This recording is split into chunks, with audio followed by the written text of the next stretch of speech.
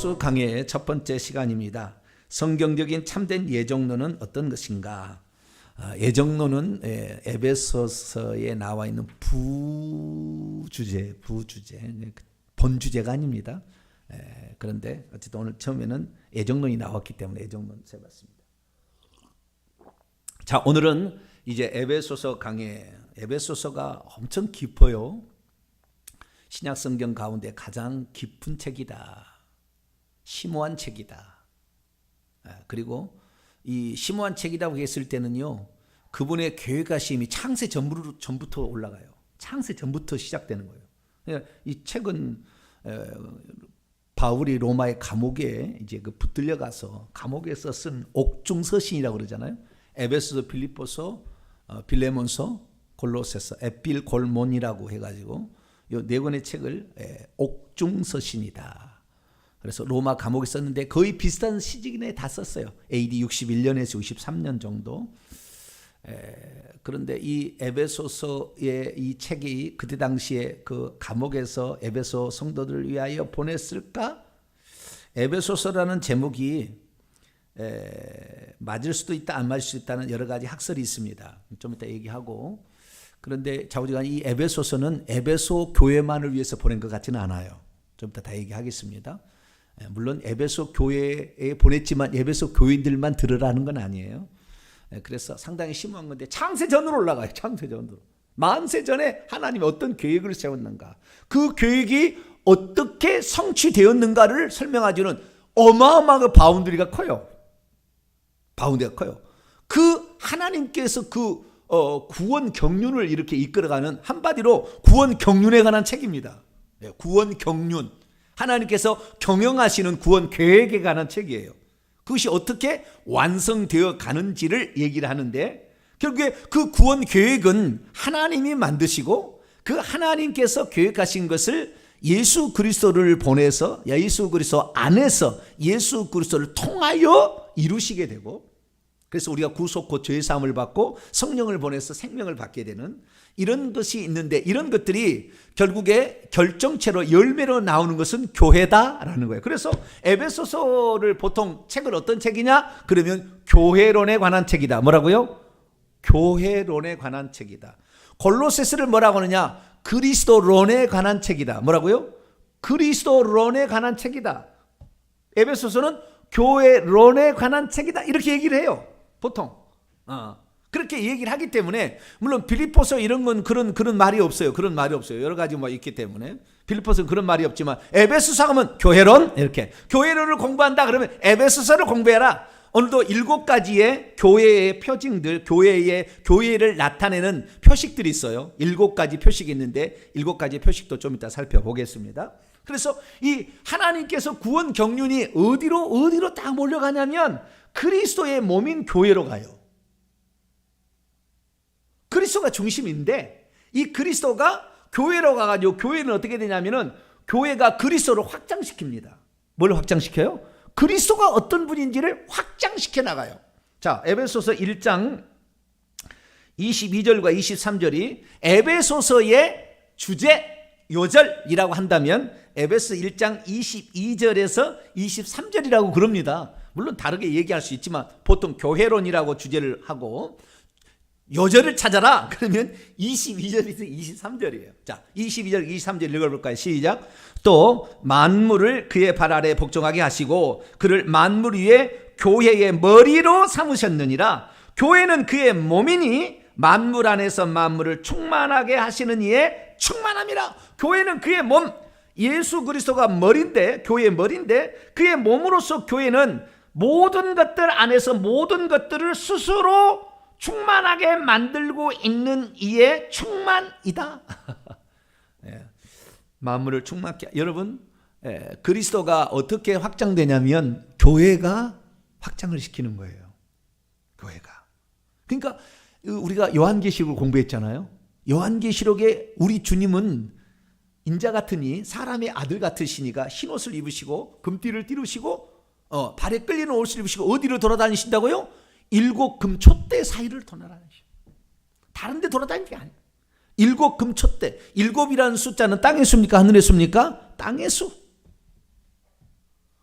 있는데 하늘에 있는 것 가운데 땅의 수가 있다는 거예요. 땅의 수가. 주님은 이 땅에 관심 있어요. 어디에? 그 7 금초대는 7 교회요. 그리고 예수님의 오른손에 7 별을 쥐고 있는데 7 교회의 사자요. 메시지 전달자요. 하는 말씀을 증언하는 자. 주님의 관심은 어디 있어요? 교회에 있어요. 그래서 교회를 잔해하는 사울을 나타나서 호되게 한 방 때려버렸죠. 말에서 폭 떨어져 가지고 그냥 눈이 멀어버렸습니다. 그리고는 주님께서 교회에 관한 가르치네요. 당신이 누굽니까? 그랬더니 바울에게 뭐라고 그래요? 그때는 사울이었죠. 나는 내가 핍박하는 예수라. 여기서 교회론이 나와요. 나는 스데반을 핍박했는데 하나님을 믿는, 예수님을 믿는 자들은 예수님의 몸이구나라는 걸 그때 발견합니다. 이게 바울의 사상은 거기서 출발해요. 그래서 바울의 핵심은, 바울의 어떤 사상의 꽃은 교회입니다. 교회. 우리가 지난 시간에 이제 갈라디아서를 공부를 했잖아요. 갈라디아서는 뭐냐? 갈라디아서는 1장, 2장, 3장, 4장, 5장, 6장으로 되어 있는데 1장, 2장은 사도권, 그 다음에 바울의 그 복음의 신적 기원을 얘기했다고 한다면 3장, 4장은 율법과 복음을 비교하잖아요. 5장, 6장 가면은 그 율법과 복음을 어떻게 살아내느냐, 성령의 인도를 따라야 된다, 이렇게 얘기해요. 그래서 갈라디아서는 그 우리의 믿음을 통하여서, 약속을 믿는 믿음을 통하여 주어지시는 그 은혜가 율법을 통해서 따라가는 사람의 그 종로를 하는 것보다 훨씬 엄청나다. 그래서 그 예수 그리스도, 그분에 대한 그 믿음, 내가 내게 다시 오리니 내게 아들이 있으라는 그 아브라함이 그걸 믿었다는 거예요. 우리는 아브라함 생각하면 하늘의 별처럼 많겠다는 그거 믿었다는데 그건 육신의 축복이고, 진짜 축복은 그때는 이 창세기 15장이요 18장에 진짜 나오는 거예요. 18장에. 그게 뭐예요? 내가 내게로 다시 돌아오리니 내게 아들이 있으리라, 이거예요. 그 아들을 통하여 천하 만민이 복을 받으리라. 그리스도예요, 그리스도. 그래서 사도 바울이 정확히 본 겁니다. 그 바울의 믿음은 하늘의 별처럼 자손이 많은 게 아니라 하나의 씨, 네 자손, 네 아들로 말미암아 모든 사람이 복을 받아. 그 아들로 오신 분이 이 단수라, 홀로 단수라, 이것이 그리스도를 가리킨다고 갈라디아서 얘기하잖아요. 그래서 그리스도를 통한 복이 임한다라는 것을 갈라디아서 공부를 지금까지 했습니다. 10번의 시간 공부를 했고요. 이제는 그 그리스도를 통하여서, 그리스도로 그냥 끝났느냐? 아들로 나와서 그냥 그분이 십자가에 죽어서 율법의 저주였으로 성량했고 성령을 보내주시니까 성령을 따라가면 그냥 떼나느냐? 그게 아니라 그것이 최종적으로 목표를 향하여 달려가고 있는 것은 교회다. 그게 교회다. 그래서 이 교회가 온전하게 되는 것, 예수 그리스도로 충만하게 되어져서 그리스도의 체현, 그리스도가 어떤 것인지를 표현하는 단계까지 감으로 세상의 빛과 소금이 되는 그 단계로 가는 그 여정 가운데 이 교회가 그리스도를 머리로 하여서 그분의 온전한 다스림과 지배 속에서 결국에 교회로 꽃을 피워가게 되는데, 그 꽃은 에베소 5장에 가게 되면 교회가 1장에는 만물을 충만케 하신 자의 충만이요 그리스도의 몸이었다가 2장으로 가게 되면 그분이 이제 우리 동일한 시민, 그 왕국이라는 것으로 가고요. 동일한 시민, 그 다음에 하나님의 가족 권속이라 3장에 가면은 지어질 처소라, 그 다음에 5장에 가면 그리스도의 신부로 갑니다. 그리스도의 신부. 6장으로 가면은 전사로 가요. 이런 식으로 해서 쭉 이제 그 교회가 뭔지를 4장을 제외해서 쭉쭉쭉쭉 설명을 해 나갑니다. 쭉쭉 설명을 해 나가요. 그래서 우리가 결국에 이 마지막 시대에 우리가 전사가 돼야 되는 것으로 끝을 맺어요. 에베소서는. 우리의 교회의 목표는 전사로 만드는 거예요. 전사로. 영적 싸움에. 에베소 6장 10절. 우리의 씨름은 혈과 육에 대한 것이 아니요 정사와 권세와 어둠의 세상 주관자들과 하늘에 있는 악의 영들을 상대함이라. 그래서 하나님의 전신갑주로 입어서 우리 교회가 전사가 되어서 악한 영들, 귀신을 마지막에 짐승들이잖아요. 칼과 기근과 전염병 다음에 땅에 짐승들로 친다고 요한계시록 8장에 말하고 있는데, 8장이야 6장이에요. 6장에 말하고 있는데, 그 6장에 말은 땅의 그 짐승들이, 바다에서 올라오는 짐승, 땅에서 올라오는 짐승, 이것은 곧 귀신의 영이고 이것이 사탄 마귀의 삼일체잖아요. 영과 짐승과 거짓 선지자. 그래서 이 짐승들로 치는데 이 짐승들을 이길 수 있는 교회가 되는 것은 전사가 되는 거예요. 그래서 우리가 영적으로 무장하지 않으면 교회는 파괴되는 겁니다. 교회가 제 구실을 못해요. 주님이 가장 안타깝게 생각하는 거예요. 그래서 우리가 교회가 교회 되려면 내 속에 계시는 예수 그리스도가 누구냐? 이분은 만물을 충만케 하시는 자의 충만. 그 다음에 모든 것이 이분으로 말미암아 에베소 1장 10절 통일돼. 모든 것이 이분으로 말미암아 통일돼요. 통합되는 거예요. 이분으로 말미암아 원문에 그 통합된다는 말의 원문은 그것으로 결론이 지어진다 거예요. 예수 그리스도로 모든 것이 결론이 지어지는데, 그래서 이 예수 그리스도를 얼마나 우리가 아느냐에 따라서 우리는 교회는 그분의 풍성함을 누리느냐 못 누리느냐가 결정이 돼요. 그래서 결국에 이 에베소서를 통하여 우리는 교회론이 꽃이다. 하나님의 구원 경륜의 꽃은 교회다. 그래서 주님께서는 교회에 관심이 많다 이런 거예요. 그런데 오늘 우리가 살펴볼 것은 에베소 1장 3절부터 14절까지는 그 교회를 하나님이 만세전에 계획을 해놨다 이거예요. 계획을 해놨다. 그리스도 안에서 그리스도를 통하여 딱 그리스도 안에서 그리스도를 통하여 이 교회를 하나님이 만들 계획을 해놨다. 이것이 바로 예정론이에요. 예정론. 아시겠죠? 그러니까 오늘날 예정론은 뭐요? 당신을 구원하기로 예정했다. 이거 지금 잘못 나가고 있는 거예요. 그것이 예정론이 아니고 하나님의 구원 경륜이 무엇이냐를 설명해 주는 과정이지, 나 개인 정병진을 만세전에 구원하게 해, 그거 아니에요. 개인은 교회가 아닙니다. 교회는 그분의 몸으로서 이 고린도서 12장에 보면은 그분의 많은 지체들로 구성되어 있다고 얘기를 해요. 그래서 몸이라고 얘기한 것은 하나의 부분, 손이요, 발이요, 눈이요, 이거 하나만 얘기한 것이 아니라 이것이 하나 연합되어 있는 연합체를 가리키는 거예요. 그렇기 때문에 너 개인을 예정했다, 그거 아니에요. 그거 예정론에, 교회론에서 그거 예정이 아닌 거였어요. 그 연합체, 그 하나님의 그 진짜 바라시는 그 공동체가 있는 거죠. 그 공동체, 믿음의 공동체, 그리스도를 이 땅에 체현해주고 표현해주는 여러 지체들의 연합인 이 교회가 뭔지를 하나님이 계획해 놓으셨는데 너 개인을 구원했다, 그걸 딱 끝나려고 그래. 개인 구원 예정, 그거 아닌 거예요. 좀 이따 다 얘기하겠습니다. 개인 구원 예정, 그거 아니에요. 예정론 잘못 나간 거예요. 그러니까 우리가 이 예정론을 본다 할지라도 예정 분명히 예정하셨어요. 근데 그 예정을 어떤 각도에서 보느냐, 어떻게 해석하느냐에 따라서 이것이 완전히 잘못 나갈 수 있는 거예요. 그러니까 본문의 문맥과 하나님이 구원하는 구원 경륜, 이 경륜이라는 말이 여러 번 나오는데, 에베소에 나오는데, 이 구원 경륜이죠. 이카노미죠. 경영이에요. 경영. 이카노미 경영 플랜입니다. 이 경영 플랜, 하나님 만세전부터 가지고 있는 경영 플랜은 결국에 교회로 완결된다. 이것은 천사들도 알지 못했고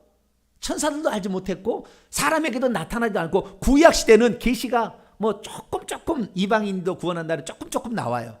그런데 이 비로소 오순절 성령 강림을 통하여서 이제 점차적으로 그 열리게 됐는데, 예수님이 오셔가지고 얘기를 했잖아요. 이스라엘 집에 이방인 백부장의 가버나움 백부장을 보고 이스라엘에서 이만한 믿음을 내가 만나보지 못했다. 수로보니게 여인 두로와 시돈 지방에 갔더니 그 여자가 와가지고 자기 딸 귀신 들렸다고 뭐 고쳐달라고 그러잖아요.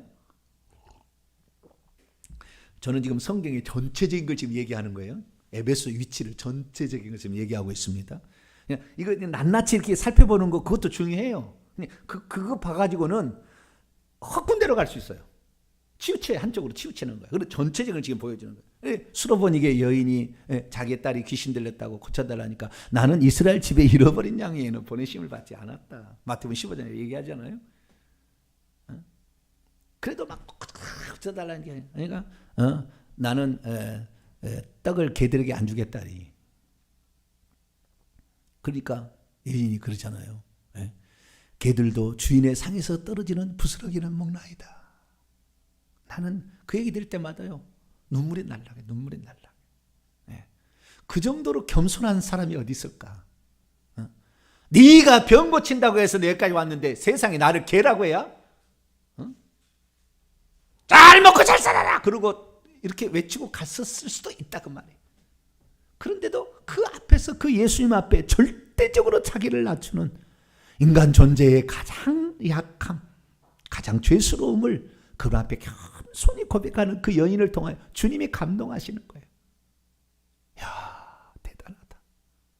주님의 계획이 그랬어요. 교회라는 것은 꼭 이방인만이 아닙니다. 교회가 이방인만이 아니라 성령 받으면 되는 거예요. 아시겠죠? 유대인과 이방인의 연합체입니다. 교회가. 이게 3장에 나와요. 3장에. 그래서 이제 2장 3장으로 넘어가면서 이제 그 교회가 뭔지에 관한 얘기하는데, 그 교회가 1차적으로 이 유대인과 이방인의 연합체라는 것을 얘기를 해요. 그런데 핵심은 이방인으로 더 갑니다. 에베소가 이방인 지역입니다. 네, 유대인들이 아니에요. AD 70년을 기점으로 유대인들 교회는 사라집니다. 유대인 기독교인들은 사라져요. 역사상에서. AD 70년을 기점으로. 좀 더 폭넓게 보면 120년을 기점으로 완전히 없어져요. 그런데 이방인의 교회는 바울을 통해 더 확장되는 거예요.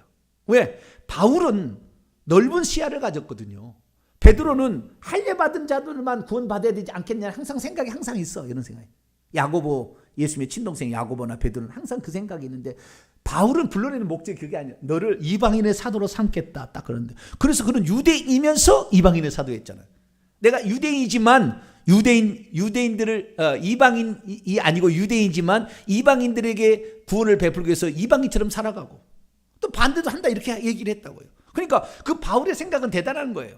왜? 그래서 그런 사람 하나님 쓰는 거죠. 하나님의 구원 경륜이 어디에 있느냐? 나는 유대인들이라고 했더니 그들이 결국에 오라 초청했잖아요. 그 약속됐잖아요. 온다고 했잖아요. 약속. 예? 주인의 아들의 혼자한테 온다고 약속했는데 막상 오라고 하니까, 막상 와서 예수님 와서 증거를 하니까 뭐예요? 나는 사업차 가야 되고, 나는 뭐 결혼해서 가야 되고, 나는 뭐 소를 팔러 가야 되고, 나는 무슨 밭을 사러 가야 된다고 안 오잖아요. 그게 유대인들입니다. 유대인들. 오늘날도 마찬가지예요. 오늘날에 예수 믿는 사람도 마찬가지입니다. 몇 년, 몇 대 믿다 보면은 자기가 무슨 되게 된 것처럼 착각하는 거예요. 하나님의 뜻도 없으면서 형식적으로만 갖고 있고, 무슨 자기 부모의 신앙이 자기가 되는 것처럼 착각하고 막 이렇게 살아가요. 택도 없는 이야기입니다. 우리는 언제나 주님이 돌감람나무, 우리는 돌감람나무. 원감람나무도 잘라버리는데 돌감람나무에 어떻게 하겠느냐? 젖붙인 너희들 그냥 밀어 떨어뜨려 버린다 그랬다고요. 그러니까 우리는 겸손해야 돼요. 항상 우리와 같이 부족한 나는 주님이 주시는 부스러기의 은혜라도 나는 감사합니다. 이런 마음 자세를 가져야 돼요. 항상 겸손하게 가야 되는. 그렇지 않고 가게 되면 교만하면 하나님이 쳐버리는 거예요. 주님께서 이 교회를 얘기할 때 말이죠. 아니, 이 AD 95, 96년에 이 사도 요한에게 나타나가지고 교회 하나쯤에 그래도 유대인들 교회 하나쯤 얘기해야 되는데, 에베소, 서머나, 버가모, 두아디라, 사대, 빌라델비아, 라오디게아 다 이방인 교회잖아요. 다 이방인 교회예요. 그러니까 누가 더 사랑하느냐? 지금 유대인하고 대한민국 어느 누가 더 주님을 사랑하겠어요? 물론 이게 뭐 객관적인 잣대는 없지만, 주님의 그 구원 경륜을 얼마나 아냐면, 지금도 유대인들을 제3의 성전을 이어서 양을 잡겠다고 저 난리를 법석을 띄고 있는데, 하나님의 2000년이 지나도록 하나님의 구원 경륜을 안 받아들여. 이런 교만함이 있다면, 자기만 우리 한 번 구원, 영원한 구원, 절대 하나님의 절대 주권을 잃어버릴 수 없다. 하나님의 절대 주권 맞죠? 그러나 그 오만이에요. 오만. 자기가 죄 짓고도 회개치 않으려고 그따위로 얘기를 하는 거. 그건 오만인 거. 오만. 자기의 독선이고 아집이고. 그게 아니에요. 우리는 겸손해야 돼. 우리는 언제라도 훅 불으면 날아갈 사람. 우리는 그냥 훅 불어보면 꺼져가는 신비. 하나님이 쳐버리면 꺾어져버릴 갈대예요. 그런 마음으로 주님께서 나를 쓰신다면 내 한 몸 주 앞에 드리는 거, 이것처럼 영광스러운 길이 없고, 내가 죽더라도, 내가 살아 숨쉬더라도 주님의 몸된 교회가 온전케 되어지고, 이 교회가 탄생되어지고, 이 교회를 탄생시킬 주역은 말씀 봉사자인데, 말씀 봉사자를 세우도록 저희 동탄명성교회를 쓰고 있으니까 우리가 이 사역을 감당하게 되면 천국에 얼마나 큰 면류관이 있겠느냐. 할렐루야. 그래서 우리가 이 사역을 지금 하고 있는 것입니다. 에베소서는 교회론에 관한 책이다. 알겠죠? 그 구원 경륜 예정은 그 교회를 탄생시킨 하나님의 구원 경륜을 설명하는 가운데 나오는 일부분이지, 예정론이 이 에베소서의 중심 핵심 주제는 아니다라는 것을 우리가 보면서 넘어가도록 하죠. 그래서 이제 우리가 에베소서를 공부하게 되는데, 에베소서가 정말 우리가 아는 값진 보화들이 요절만 이렇게 중요한 구절만 출연해도 엄청 많은 요절들이 있는 거예요. 예, 있는 겁니다. 자, 그리고 중요한 것만 얼마나 중요한지, 이 에베소서의 풍성함이 얼마나 풍성한지, 말씀의 풍성한지, 요거 몇 가지만 이렇게 중요한 구절만 1장부터 6장까지 살펴보고 우리가 에베소 강론으로 들어가도록 하죠. 자, 1번 1장 7절을 읽어보도록 하죠. 중요한 핵심의 요절. 시작. 우리는 그리스도 안에서 그분의 은혜의 풍성함을 따라 그분의 피로 말미암아 속량 곧 죄사함을 받았다. 네, 중요한 구절이죠. 네. 그 다음에 또 중요한 것은 1장 23절 1장 23절 시작. 교회는 그의 몸이니 만물 안에서 만물을 충만하게 하시는 이의 충만함이라. 이거예요. 그런데 우리가 과연 어떤 존재였느냐? 에베소 2장 1절의 2절은 우리가 과거에 어떤 존재였느냐? 2장 1절 2절 시작.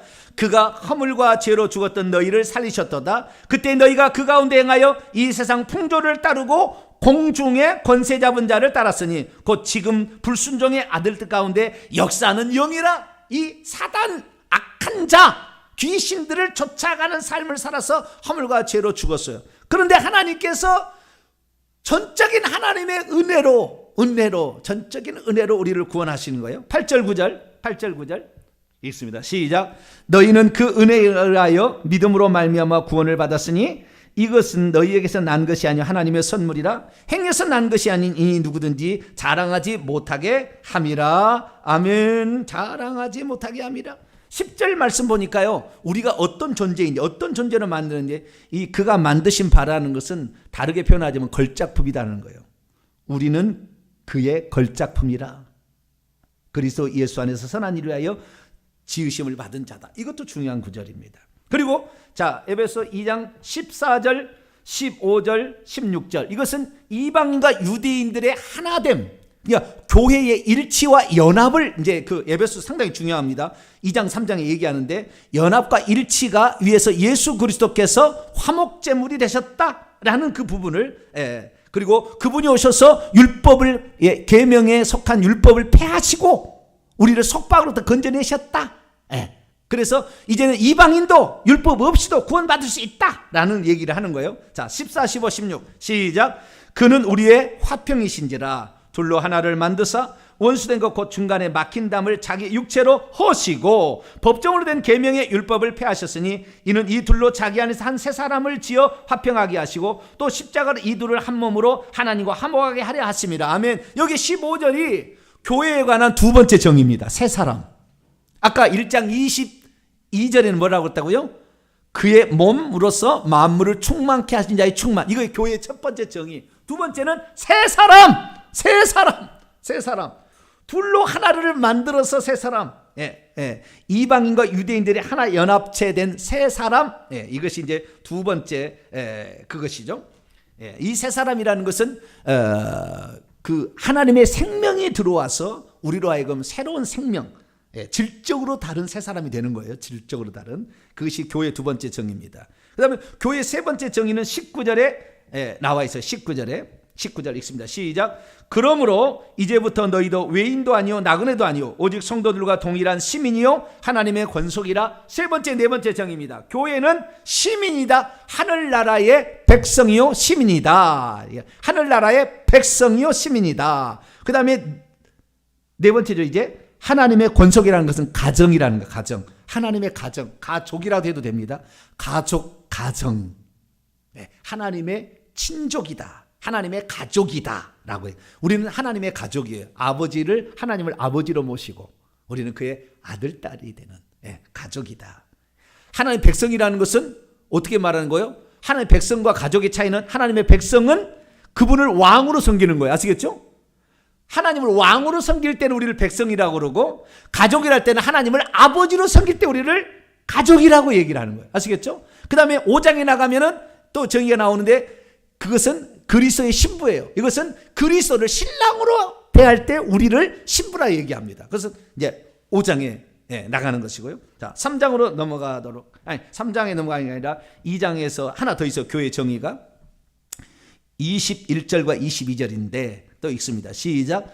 그분 안에서 건물마다 서로 연결하여 주 안에서 성전이 되어가고 너희도 성령 안에서 하나님이 거하실 초소가 되게 하여 그리스도 예수 안에서 함께 지어져 가느니라. 성전 초소, 하나님이 거하실 초소.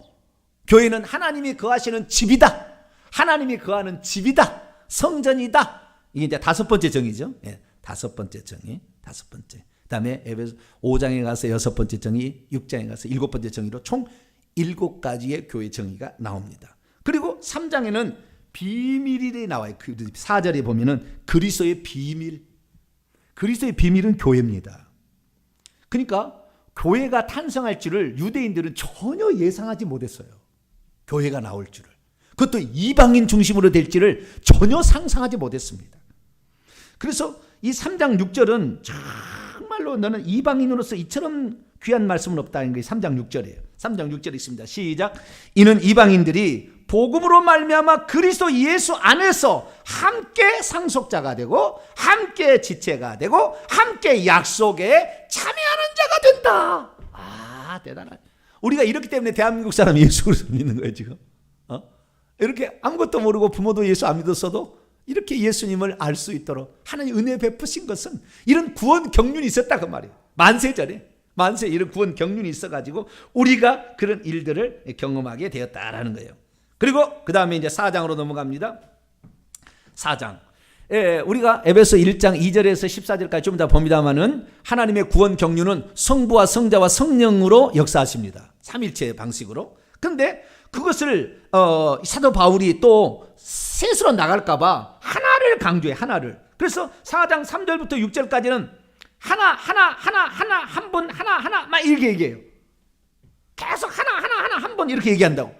요거 흩어지면 안 된다. 한 분이 중요한 거지. 3위로 역사를 했지만 한 분이다. 하나님은 한 분이다. 6절입니다. 시작. 하나님도 한 분이시니 곧 만유의 아버지시라. 만유 위에 계시고 만유를 통일하시고 만유 가운데 계시는 분이다.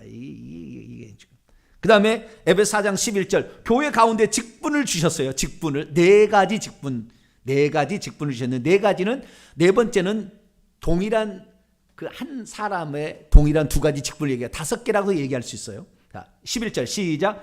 그가 어떤 사람은 사도로, 어떤 사람은 선지자로, 어떤 사람은 복음 전하는 자로, 어떤 사람은 목사와 교사로 삼으셨으니 이게 오중직이라고 그래요. 네. 하나님께서 교회 가운데 세운 오중직분이 있다는 거예요. 오중직분이. 여기에 사도, 선지자, 복음 전하자, 목사와 교사.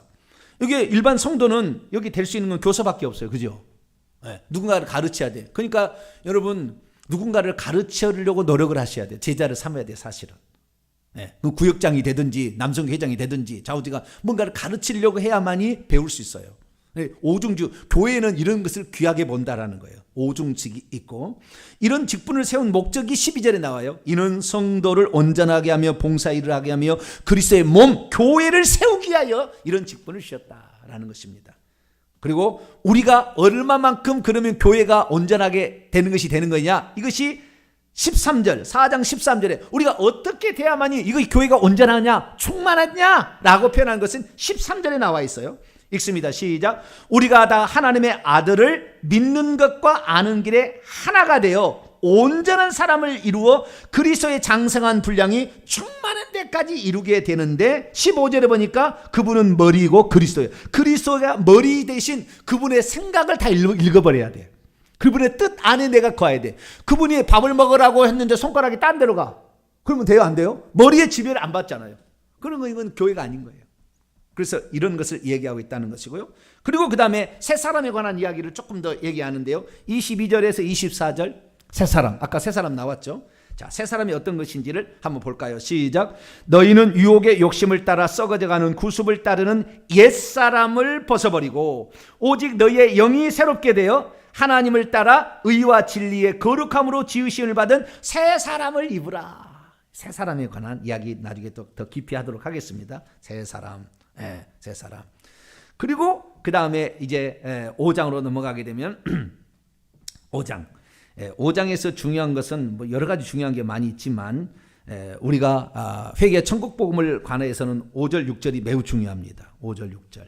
읽습니다. 시작. 너희도 정녕 이것을 알거니와 음행하는 자나 더러운 자나 탐하는 자 곧 우상 숭배의 자는 다 그리스도와 하나님의 나라에서 기업을 얻지 못하리니 누구든지 헛된 말로 너희를 속이지 못하게 하라. 이는 말미암아 하나님의 진노가 불순종의 아들들에게 임하나니. 그리스도와 하나님의 나라. 하나님의 나라는 그리스도의 나라예요. 그 하나님이 천국에서는 그리스도가 하나님이잖아요. 그렇게 되는 거니까 이것을 이제 말해주고 있는 것이고요. 그리고 5장 18절이 아주 중요하게 많이 쓰죠. 우리가 세상에 어떻게 살아야 되느냐? 17절부터 18절 읽어볼까요? 시작. 그러므로 어리석은 자가 되지 말고 오직 주의 뜻이 무엇인지 이해하라. 술 취하지 말라. 이는 방탕한 것이 오직 성령의 충만함을 받으라. 우리가 하나님의 뜻을 알고 실천하려면 성령의 충만을 받아야 합니다. 에베소 5장 18절. 5.18 사건만 하는 것이 아니라 에베소 5장 18절도 잘 알아야 돼요. 5.18 민주화 항쟁만 하지 말고 술 취하지 말라. 이는 방탕한 것이 오직 성령의 충만을 받으라. 그리고 그 다음에 이제 교회인데 이 교회가 뭐냐? 그리스도의 신부다라는 거예요. 그리스도의 신부다. 그리스도의 신부가 27절에 영광스러운 교회인데요. 영광스러운 교회인데 이것이 신부로 나오는 거예요. 신부로 32절에 보니까 이 비밀이 크도다. 나는 그리스도와 교회에 관하여 말한다. 이게 남편과 아내의 관계를 그리스도와 교회의 관계로 푸는 거죠. 그래서 그리스도의 신부다. 이것이 교회의 6번째 정의. 그리고 에베소 6장에 넘어가면은 하나님의 전신갑주로 무장해야 될 전사다. 우리 교회는 전사다. 전사로 무장해야 된다. 그것이 이제 11절이죠. 마귀의 간계를 능히 대적하기 위하여 하나님의 전신갑주를 입으라. 왜냐하면 12절 우리의 씨름은 혈과 육을 상대하는 것이 아니요 불신 통치자들과 권세자들과 이 어둠의 세상자들과 하늘에 있는 악의 영들을 상대함이라. 그래서 하나님의 전신갑주, 하나님의 전투 장비로 무장해서 머리에는 뭐요? 머리에는 투구를 쓰잖아요. 머리에. 그 다음에 가슴에는 방패, 뭐 복음에 예비한 신, 뭐 이렇게. 그 다음에 활, 그 다음에 방패. 검은 하나님 말씀이죠. 이 무장한 이런 것이 필요한다 이게. 그렇게 해서 우리가 에베소서의 6가지 교회의 정의를 이제 구체적으로 이제 나중에 다 살펴보도록 하겠습니다. 그래서 에베소 1장부터 6장까지 나와 있는 교회에 관한 대표적인 소재들이죠. 교회를 정의하는 그것들에 대해서 살펴보았습니다. 자, 이제 에베소서 어떤 책인지 이제 눈에 훤히 들어왔을 거예요. 에베소는 이런 책이구나. 교회론에 관하여 교회가 무엇인지를 쭉 써 있고 하나님의 구원 경륜의 핵심의 꽃이었구나. 이것이 어떻게 되어 있다는 것이 예정론이었구나. 이것까지 이제 알게 됐죠. 그래서 우리가 이 부분을 에베소서를 통하여 계속 공부를 해 나가도록 하겠습니다. 자, 그러면 이제 첫 시간이니까 1절, 2절 누가 썼나? 누가 썼나? 누구에게 썼나? 이게 편지 형식이잖아요. 에베소서는. 그래서 편지 형식이니까 1절, 2절을 봅니다. 에베소서 1장 1절 2절입니다. 하나님의 뜻으로 말미암아 그리스도 예수의 사도인입니다. 사도인 바울은 에베소 안에 있는 성도들과 성도들이며예요. 원래는 성도들과가 아니고 정관사로 두 개가 연결되어 있기 때문에 목사인 교사, 목사와 교사가 다른 게 아니라 목사이면서 교사이듯이 에베소에 있는 성도들이며 그리스도 예수 안에 있는 신실한 자들인 그들에게 편지하는데요. 그런데요, 이 권위 있는 사본들, 알렉산드리아 사본이나 바티칸 사본들을 보면은 에베소에 있는이란 말이 없습니다. 후대 사본에 나와요. 후대 사본에. 그러니까 보다 더 앞에 있는 사본에는 에베소에 있는이란 말이 없어요. 그 다음에 에베소서라는 이 말이 있잖아요. 에베소서 책이 있잖아요. 책 이름이 에베소인들에게 라고 돼 있는데 이건 나중에 사람이 집어넣은 거예요. 원래는 없었어요. 원래는 없었어요. 그리고 에베소에 있는이란 말도 없었어요. 그러니까 이것이 에베소에 있는 교인에게 보낸 거냐 아니냐 라는 것에 관하여 지금도 논란이 있는 거예요. 그래서 어떤 그 이단으로 갔던 사람은요, 이거 라오디게아 교회에게 보낸 편지다. 이 편지가 라오디게아에게 보낸 편지다 이렇게 얘기를 합니다. 그래서 이 에베소서가 라오디게아서라고 얘기하는 사람도 있어요. 그러면 우리가 에베소서를 그러면 어떻게 알 수 있느냐? 아까 제가 얘기했지 않습니까? 바울이 그 감옥에 있을 때에 이 편지를 썼는데 에베소, 빌립보서, 골로새서, 빌레몬서 요 감옥에 같이 보냈어요. 자, 끝을 보세요. 끝인사를 볼까요? 6장으로 넘어갑시다. 21절부터 끝인사를 보면 한 사람이 나와요. 21절. 나의 사정 곧 내가 무엇을 하는지 너희에게 알리려 하노니 사랑을 받는 형제여 주 안에서 진실한 일꾼인 두기고가 모든 일을 너희에게 알릴 것이다. 지금 이 편지를 누구에게 보내는 거예요? 두기고 편으로 지금 보내고 있는 거예요.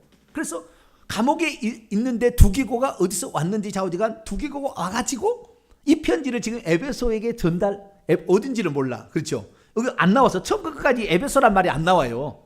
에베소서에 에베소란 말이 없어요. 제목도 원래는 없었고 에베소에 있는이란 말도 없었으니까 어딘지를 모르지만 두기고를 통해 지금 보내고 있는 거예요. 두기고를. 네, 두기고를 보내고 있어요. 그럼 두기고가 골로새서를 봐봐요. 골로새서 4장을 봐요. 왜 라오디게아 교회, 라오디게아의 그 편지라 라오디게아서라고 해야 되느냐 하는 게 여기에 있어요. 그렇게 주장하는 근거가. 라오디게아서는 아닐 거예요. 근데 그렇게 주장하는 사람이 있다라는 거죠. 두기고 4장 17절이죠. 4장 17절. 시작. 아키뽀에게 이르기를 주 안에서 받은 직분을 삼가 이루라 하고, 아니 여기 아키포 나오는데요. 이 아키포가 빌레몬에 보게 되면요, 아키포는 빌레몬의 아들입니다. 빌레몬서 있잖아요. 빌레몬의 아들이 아키포예요. 아키포인데 좀 이따 아키포도 하고 그 위에 16절 읽어봅시다. 16절 시작. 이 편지를 너희에게서 읽은 후에, 이 편지는 골로새예요. 골로새는 분명합니다. 여기는 골로새는 이 편지를 너희에게 읽은 후에 라오디게아인의 교회에서도 읽게 하고 또 라오디게아로부터 오는 편지도 너희도 읽어라. 그러니까 이 골로새서의 편지를 라오디게아 교회도 이렇게 하고, 우리가 요한계시록 강의에서 라오디게아 마지막 교회가 라오디게아 교회잖아요. 그런데 그 교회가 옆에가 히에라볼리하고 골로새가 있는데 히에라볼리에서 뜨거운 물이 왔고 그 다음에 골로새는 차가운 물이 왔다고 이렇게 얘기했잖아요. 이렇게 얘기했잖아요. 그래서 가까운 데인데 이 라오디게아 교회, 골로새서가 라오디게아 가까우니까 라오디게아 교회도 편지를 보내. 라오디게아 교회에서 지금 없어요.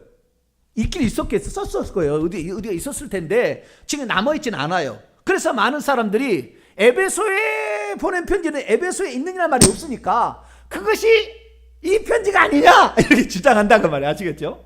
그런데 여러 가지 고증, 저는 거기까지 뭐 전문가적으로 찾아보진 않았어요. 그런데 보통 에베소서는 에베소에 보낸 편지라고 알려졌어요.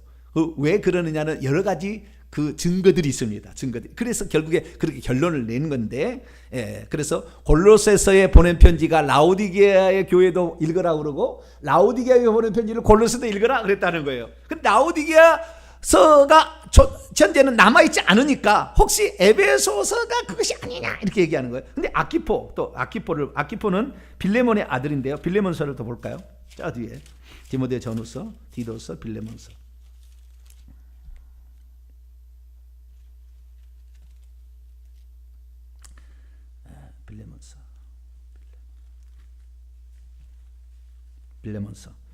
빌레몬서 여기를 보게 되면 1장 1절에서 2절을 보면 그리스도 예수를 위하여 갇힌 자 된 바울과 및 형제 디모데는 우리의 사랑을 받는 자인 동역자인 빌레몬과 자매 아비아는 빌레몬의 부인이에요. 빌레몬의 부인 아비아와 우리와 함께 병사된 아키포와 내 집에 있는 교회. 그러니까 이 빌레몬서는 아키포니까 골로새에 있는 교회에 보낸 편지겠죠. 이것도 일종의. 그런데 골로새에서 다시 들어갑니다. 골로새 4장 7절을 보면은 이것이 두기고가 함께 갔던 편지인 것을 알 수가 있어요. 자, 골로새서 4장 7절을 다시 봅니다. 시작. 두기고가 내 사정을 다 너희에게 알려주리니 그는 사랑받는 형제요 신실한 일꾼이요 주 안에서 함께 종이 된 자라. 골 4장 7절에 의하면 이 에베소서의 편지와 골로새 편지가 함께 이렇게 되었고 그 다음에 골로새에 있는 아들 그 빌레몬에게 그 아키포가 빌레몬은 물러나고요. 그 밑에 있는 아들이 아키포가 목회를 하고 있었어요. 그래서 아키포에게 이렇게 전달하는 이 편지들이 한꺼번에 전달되고 있는 찰나다라는 걸 알 수가 있고, 이 에베소서의 큰 그 뭡니까 다른 점 뭐냐면 다른 교회들은 다 문제가 좀 있었습니다. 교회에 어떤 문제가 있어요. 그래서 교회에 문제가 있어서 그 문제를 해결해 주기 위해서 편지를 쓰는 거예요. 가지를 못하니까. 그런데 에베소서의 편지만큼은 문제가 있는 것이 안 나와. 그래서 하나님의 구원 경륜의 어마어마한 경륜을 설명을 해줘. 그러니까 다른 데서는 어떤 문제가 있어서 그 문제 누구하고 누구 싸우는데 빌립보서 보면 막 둘이 싸우니까 야 두 여인 좀 싸우지 마라. 목적이 있다 그러면 무슨 목적이 있었어요. 그런데 에베소서는 그런 문제도 없어. 누가 뭐 싸웠다느니 뭐 이단이 들어왔다느니 뭐 아니면 무슨 음행의 사건이 있었다느니 뭐 재판을 열어야 되는 그런 게 없어. 아무런 문제가 없어요. 그래서 이 에베소서의 편지는 에베소만 읽으란 것이 아니라 에베소에 보내졌지만 그 소아시아에 있는 모든 교회, 에베소나 빌라델비아, 버가모, 두아디 많이 있잖아요. 이런 도시들에게 다 회람되도록 보낸 편지였다가 현재까지 신학자들이 밝혀진 가장 중요한 거예요. 회람서신이었다. 네. 그래서 이 편지는 거대하다.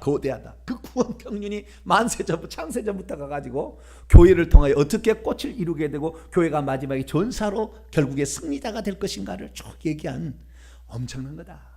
네. 그래서 이 어쩌면은 바울 서신 가운데 가장 최고로 쳐줍니다. 에베소서를. 네. 가장 최고로 쳐줘요. 네. 그 정도로 엄청난 바울의 어떤 바울이 가지고 있는 것 가운데 하나님의 구원 경륜을 따라서 정확하게 그 비밀을 캐치해서 얘기해 준 것이다 라고 할 수가 있죠. 그런데 이 바울은 하나님의 뜻으로 말미암아 됐다. 1장 1절에 하나님의 뜻으로. 여러분 모든 것은 하나님의 뜻으로 되는 거예요. 모든 것은 우리가 그래서 하나님의 뜻대로 해야 되는데 내가 누구하고 만나고 어떤 얘기를 듣는 것도 사실 하나님의 어떤 경륜에 개인의 경륜에 해당되어 있어요. 그걸 소중하게 여기셔야 돼요. 아주 소중하게 하나하나를 만나는 하나하나를 듣는 거 하나하나를 아무나 들을 수 있는 게 아니에요. 설교를 아무나 들을 수 있는 게 아니에요. 네. 아무나 듣는 것도 아니에요. 그 다음에 두 번째 1장 2절 보니까 하나님 우리 아버지와 주 예수 그리스도로부터 은혜와 평강이 너에게 있을지어다. 항상 이제 편지할 때 인사를 하죠. 그 편지 인사를 하죠. 인사를 하는데 은혜와 평강이죠. 그죠? 항상 은혜와 평강. 은혜는 뭐고 평강은 뭡니까? 은혜는 값없이 준 선물이고 평강은 불안과 초조나 근심 걱정이 없는 상태잖아요. 그래 하나님 우리에게 주시려고 하는 것은 값없이 어떤 것을 주려고 하는 것이고요. 그 다음에 온전한 근심 걱정 두려움 슬픔 걱정이 없는 그걸 주려고 하는 거예요. 이 평강을 헬라어는 에이레네라고 하지만 히브리어는 샬롬입니다. 샬롬. 히브리인들이 가장 바라는 것은 항상 샬롬이에요. 왜? 예루살렘이 3,000번 이상을 침공을 받았대요. 3,000번을. 예루살렘을 성이. 그게 원래 여부수의 산성이었잖아요. 다윗이 가서 뺏었잖아요. 여부수 산성을 뺏어서 시온 산성이라고 이름을 바꾸죠. 그래서 하나님이 계신 산을 시온 산이라고 바꿉니다. 천국에서 요한계시록 14장에 보면은 그 산을 다윗이 부른 그 이름에 따라서 시온 산이라고 불러요. 천국에 있는 산을. 대단합니다. 다윗이 정말 하나님께 가까운 사람이에요. 하나님 뜻을 다 알아요. 그리스도가 와서 구원할까지 다 알고 회개도 그 깨끗한 심령으로 회개 없이는 제사 드려서 용서 안 된다는 것도 다 알아요. 하나님의 앞에 생명책이 있다는 것도 다 보고 왔어요. 대단한 사람이에요. 다윗. 그냥 뭐 장군이었구나. 뭐 잘 다스리는 왕이야. 그 정도 수준이 아닙니다. 시편을 읽어보면은 제가 언제 시편 강의를 우리 집사님 하도 시편 강의 저한테 하라고 노래를 부르는데 언젠가 시편 강의 하겠죠. 그것은 아마 제가 어느 정도 모든 걸 다 터득한 다음에 시편 강의에 녹아있는 저도 문학을 한 사람이기 때문에 국문학자 아니면 국문학을 전공을 했잖아요. 그 엄청난 그것을 또 풀어낼 수가 있을 건데 그때는 이제 좀 더 나이가 들어서 하겠고요. 평강은 유대인들이 그렇게 바라는 거예요. 은혜는 헬라인들이 그렇게 바라는 거예요. 헬라인들은 그렇게 자기가 가지고 있는 걸 늘 베풀기를 원해요. 그래서 자기가 전쟁에 나가서 포로로 잡잖아요. 포로로 남아도 포로를 석방해 은혜를 베풀어. 그래가지고 심지어 양자도 삼아요. 그래서 좀 이따 이제 양자 삼기가 나옵니다. 양자를 삼어. 양자를 삼는데 심지어 자기가 가지고 있는 것을 상속을 해줘. 원래 이거 포로거든요. 피부색도 다른 사람도 이 헬라인들은, 그리스 로마인들은 이 사람들을 양자 삼아가지고 그들에게 자기 권한을 다 주는 은혜를 베푸는 거예요. 이런 일을 하는 거예요.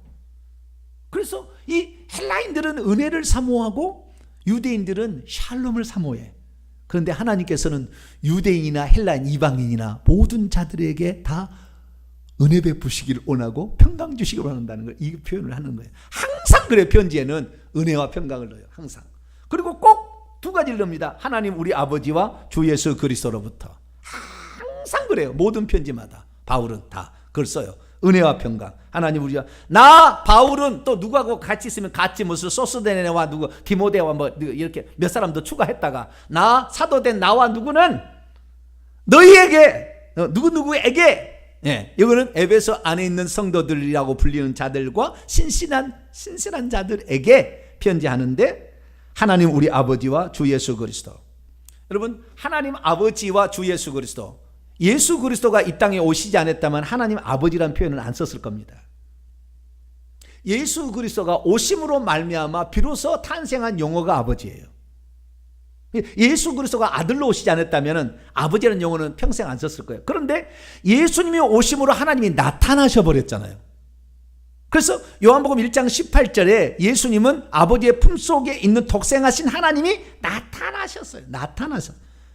디모데서 3장 16절에도 그분은 육신으로 나타난 바 되시고, 그래서 하나님이 나타나지 않았다면 하나님이라고 했을 거예요. 그런데 아버지라는 호칭이 생긴 것은 그분이 우리를 구원하기 위하여 아들로 오신 거죠. 이것은 에베 1장 3절부터 이제 14절까지 말하는 만세전의 계획이에요. 만세전에 아들로 오셔가지고 그 아들이 하는 일을, 직책을 그리스도라고 부릅니다. 그리스도. 왕과 제사장과 선자 직분을 감당하는 거예요. 그래서 이 그리스도라는 직책을 통하여 아들을 보내서 인류를 구원해서 하나님의 자녀가 되고 상속자가 되되 유대인만이 아닌 이방인도 연합을 이루어서 마귀를 대적해서 악한 자에게 속해 있는 이 사람들을 구원해서 하나님의 많은 자녀로 하늘나라의 상속자, 하늘나라의 기업을 받을 자로 만드는 이 일, 이런 일들을 하시는데 이 모든 것이 아들을 통하여 하시는 거예요. 아들을 위하여 하는 것이고요. 또 하나 더 되면 아들을 위하여, 아들을 통하여, 아들 안에서 이걸 하는 거예요. 그것이 바로 그리스도라고 표현이 됩니다. 그래서 그리스도 안에서, 그리스도를 통하여, 그리스도를 위하여 이런 일들을 행하게 되죠. 그래서 이런 일들을 행할 아들이 나타남으로 아버지가 나오기 때문에, 아들이면은 아들이신 주 예수로 나오면은 아들로 체현돼 버렸어요. 나타나 버렸기 때문에 없다고 말할 수 없어요. 그러니까 아들 나오면 반드시 아버지가 나와야 돼요. 그러나 성령은 안 나옵니다. 어떤 바울의 책에서도 성령이 안 나와요. 아버지와 아들만 나와. 아버지와 예수 그리스도만 나와요. 아들이라고 얘기 안 해요. 아버지와 주 예수 그리스도예요. 아버지와 주. 예수님은 꼭 주자를 붙여요.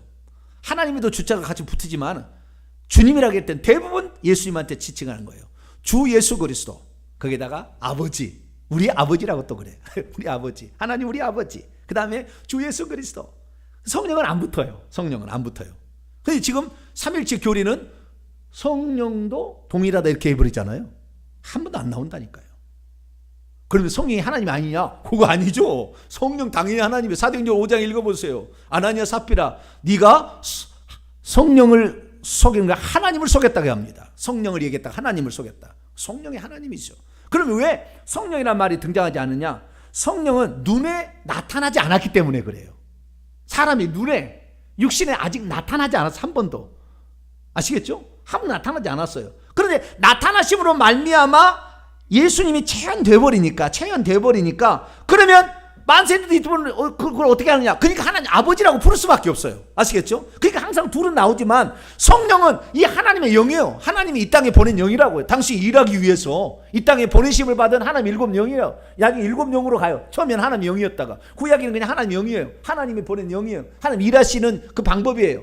그렇다가 나중에 예수님으로 오시고 나중에 예수님 가신 다음에는 예수님이 성령을 보내주시는데 이 성령이 또 예수 그리스도가 누군지를 소개해주고 다 이렇게 하시잖아요. 그래서 하나님이 일하시는 것인데 이 성령은 나타나신 바 되지 눈으로 나타나신 바 되지 않았어요. 그렇기 때문에 성령에 대해서는 안 씁니다. 요한계시록의 5장에 읽어보더라도 어떻게 됩니까? 하나님 보좌에 앉으신 이와 어린 양께 찬양을 올려드려요. 성령께는 찬양 안 올려드립니다. 성령께는. 성령은 그분의 그냥 표현입니다. 그리고 그냥 우리가 나타나신 그분, 눈으로 나타나신 어린 양, 그러니까 어린 양께 찬양을 드리는 거예요. 어린 양께.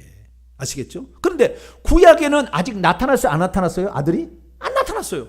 그렇지만 계시잖아요. 그러니까 어쩔 수 없이 찬양을 하는 거예요. 없다 할지라도 찬양을 하는 거. 보이지 않았지만 찬양을 했던 거예요. 그런데 예수님이 오셔서 나타남으로 말미암아 하나님이 누군지를 아니까 보좌에 앉으신 이와 어린 양께 항상 이렇게 나가는 거라.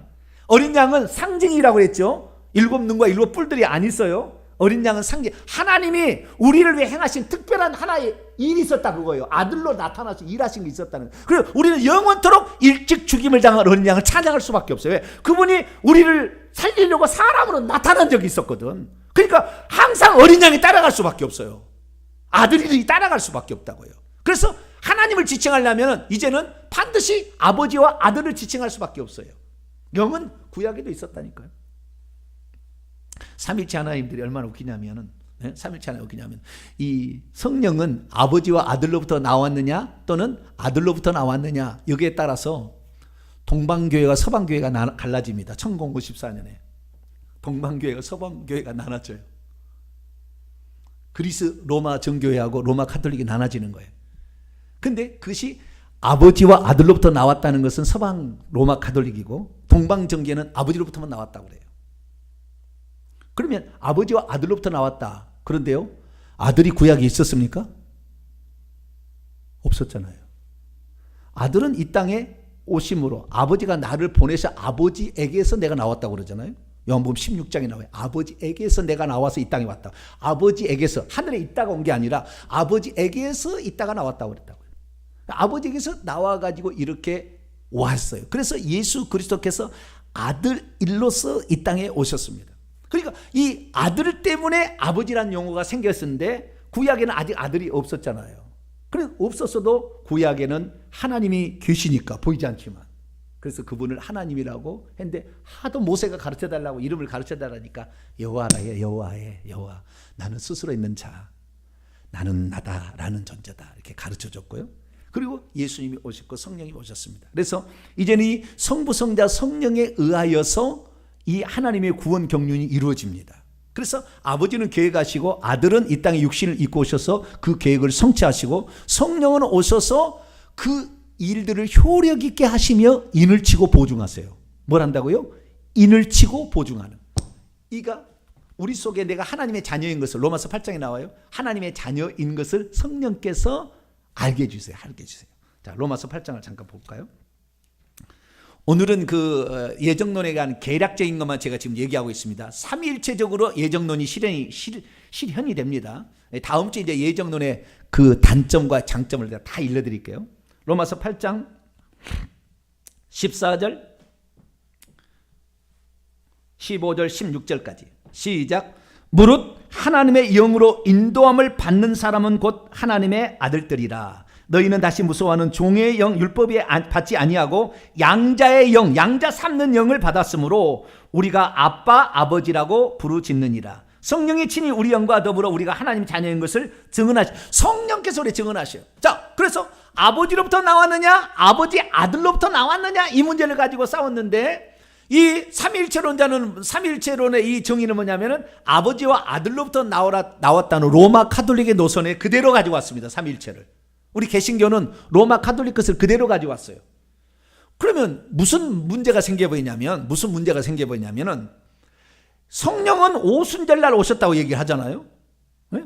성령 오순절에 얘기했다고 하잖아요. 아버지와 아들로부터 보내실 성령이라고 얘기하니까 요한복음 14장 16장까지 얘기를 하고 있으니까 성령, 그러면 아버지와 아들로부터 성령이 나왔다는데 구약에는 성령이 없었느냐? 구약에도 성령이 있었잖아요. 근데 아직 아들이 나타나지 않았잖아요. 어떻게 아들로부터 나타났다는 말을 쓸 수 있어? 못 쓰는 거예요. 그러니까 오순절 이후에 아버지와 아들로부터 성령이 오셨다고 하는데, 그러면 구약에는 또 없었다는 말이 되기 때문에 삼위일체론의 그 논증 자체가 파괴가 되는 거예요. 잘못된 거예요. 그냥 하나님을 성경이 있는 대로 표현을 했어야 되는데 논리적으로 만들어서 설명을 교리적으로 만들다 보니까 성령님도 하나님이 아니겠느냐? 하나님이 아니란 게 아니에요. 하나님이신데, 예. 나타나신 그분 때문에 우리가 하나님을 볼 수 있게 됐고 느끼게 됐다 그 말이에요. 느끼게 되고 만지게 되었고, 예. 알게 되었다 그 말이에요. 실체화됐다는 거죠. 그냥 이 희미한 것이 아주 똑바르게 돼버렸다 그 말이에요. 그렇기 때문에 우리는 영원토록 아들을 찾아야 돼. 아들. 우리는 나타나신 바 되신 하나님. 영원토록 모를 수도 있었어요. 그런데 아들로 나타나심으로 말미암아 우리가 또 실제적으로 알고 실제적으로 보고도 체험하고 이렇게 할 수 있다 그 말이에요. 그래서 이 에베소 1장 3절부터 14절에 나오는 이 예정론의 핵심은 10절이에요. 10절 볼까요?